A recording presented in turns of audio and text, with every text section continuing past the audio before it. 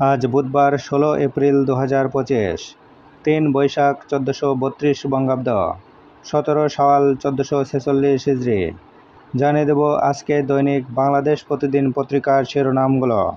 BNP চাইবে ভোটের তারিখ, দৃষ্টি আজ যমুনায়, প্রধান উপদেষ্টার সঙ্গে বৈঠক, সরকারের জবাবের ওপর নির্ভর করবে পরবর্তী পদক্ষেপ, রোডম্যাপ সহ সব সমস্যার সমাধান হবে বললেন ফখরুল।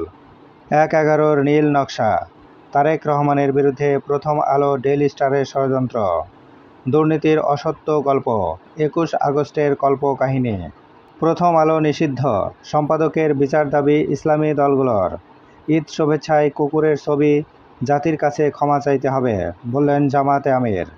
প্রাণের উচ্ছ্বাসে বৈশাখ উদযাপন, প্রধান উপদেষ্টার সভাপতিত্বে বৈঠক, প্রধান চ্যালেঞ্জ সুশাসন, গণতন্ত্র, মানবাধিকার। 3 মে ঢাকায় হেফাজতের সমাবেশ, গুরুত্বপূর্ণ মিশনে আসছেন ট্রাম্পের 2 কর্মকর্তা।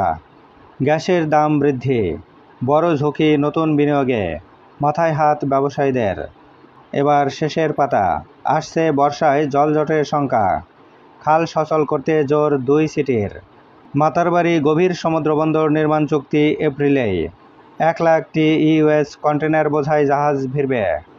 বাজেটে 3 অগ্রাধিকার, আকার 7,95,000 কোটি টাকা, জিডিপি 5.5, মূল্যস্ফীতি 6.5%। ভোট সামগ্রী কিনতে লাগবে 3-4 মাস, জাতীয় নির্বাচনের জন্য লাগবে 1,70,000 রিম কাগজ, ব্যয় 36 কোটি।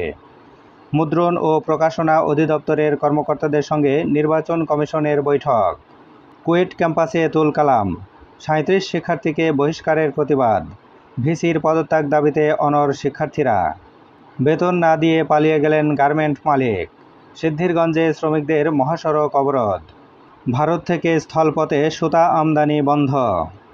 সম্পর্ক আরও শক্তিশালী করতে চায় বাংলাদেশ তুরস্ক। 3 দলের সঙ্গে বৈঠক, ঐকমত্য ও দ্রুত জাতীয় সনদ করতে চায় কমিশন। সাগর রুনি হত্যায় তদন্ত প্রতিবেদন পেছালো 117 বার। আর্থিক তছরূপের মামলা, সোনিয়া গান্ধী ও রাহুলের বিরুদ্ধে চার্জ গঠন।